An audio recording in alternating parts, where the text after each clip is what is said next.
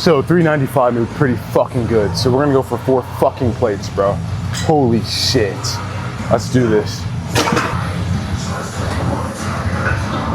I got it.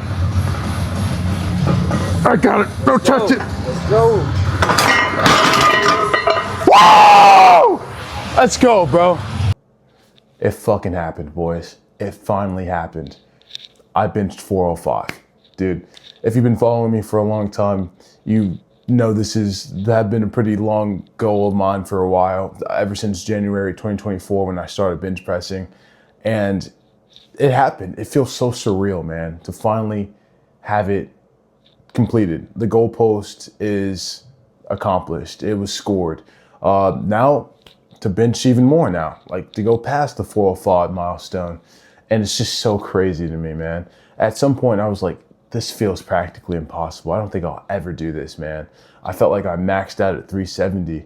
And then your boy cut, they started rebulking, and I got stronger. I locked in on my training, my regiment, and I started focusing more on, rest days and just optimizing my programming, right?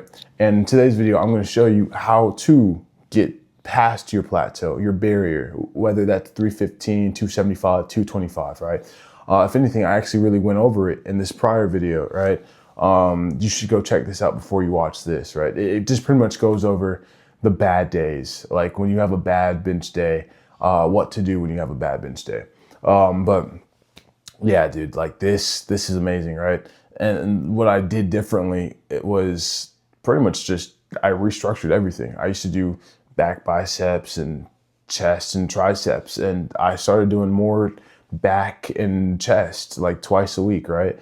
So that 100% helped out, because I don't think you, like, if you don't know this, your lats are actually a big, indicator of a big bench, right? Big back, big chest, big bench. It all correlates, right? Because you are activating your lats when you're bench pressing, dude, right? You turn, right? You're activating, you're retracting your scapula, you're depressing your scapula, your shoulder blades, and you're actually activating your lats, right?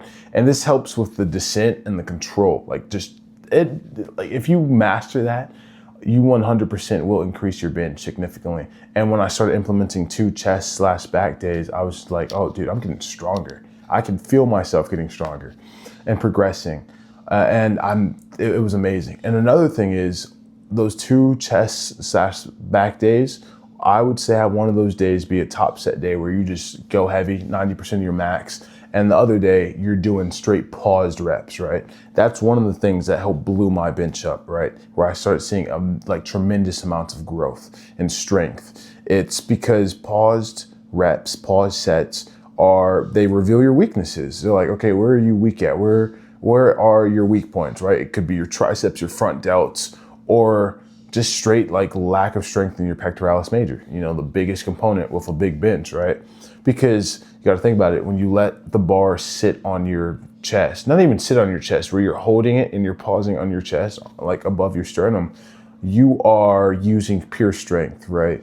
Because you're cutting out all the momentum. You're just letting it sit there for a good 3 seconds, 4 or 5 if your coach just hates you, and you're pretty much using pure strength off of that. Whereas touch and go, as long as if you're not doing it correctly, like I actually like to go with the slow descent and then explode off. Like, don't use your chest as a spring. Unfortunately, most people actually use their chest as a spring. If you're doing that, then you're not really increasing your strength per se, especially if you're like hip thrust on the bench. But with pause bench, it takes all that away and it forces you to actually learn how to improve your technique. And the strength carryover to touch and go is just insane. I mean, dude, here's me bench pressing 395.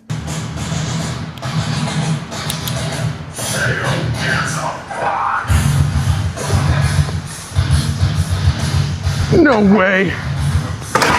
No fucking way. Whoa! That looked smooth as butter, bro. That's when I was like, oh, fucking slap on 4 plates, bro. We're going crazy today, man.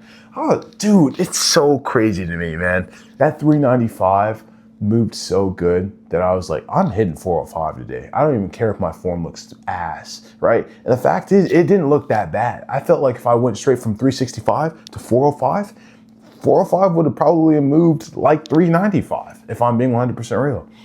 It's just so awesome, dude. And watching that video, I know I have more in the tank. I know I have more in the tank, dude. I know my potential ceiling is a lot higher than I gave myself credit for, especially with me restructuring my program, right? This is just insane to me. I did it and I'm happy. And I just want to let other people know, like, hey, if you're stuck, dude, don't give up, right? I was stuck for probably like eight to 9 months because I was just like, I got stronger. Those newbie gains wore out though, right? Like the free trial was over.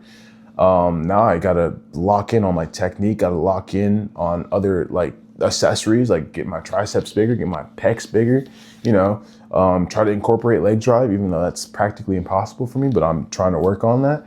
And it's because when you get to a certain strength point, like it doesn't matter how genetically gifted you are, like the heavier the weight gets, the more you're going to have to lock in on your technique and just on your overall like workout program, right? Like you're going to have to tweak things, and those small tweaks can make a big difference, right? But yeah, in this video, man, I'm just pretty much ecstatic. That's just me going over like my new PR, because like I don't think a lot of people understand. I think 1%, right? 1% of the human population can bench 405, and even among powerlifting standards, that's insane. Like you are, I am, like if I were to go into powerlifting competition, which I do want to do in the future, I'm very competitive, especially with my 610 deadlifts. We're not gonna talk about the squat right now. That's going up there though. 500 soon, right? But dude, yeah, I'm getting stronger. I'm feeling better. And again, if you didn't watch the other video, right? Like I think it was like what to do when you have a bad day at bench. You need to go watch that, right? And it really, like I said in the video, keep your ego at the door, right? Because since I kept my ego at the door, I felt rejuvenated here, right? I felt a lot better. I felt stronger today. When I was bench pressing 365, I was like, okay, way better than what it was last time, right? Yeah, dude. And then if I were to go heavy on that day, I probably wouldn't be hitting 405 today. I probably wouldn't be hitting 405 in a while, right? I could have got injured. I could have hurt myself, right?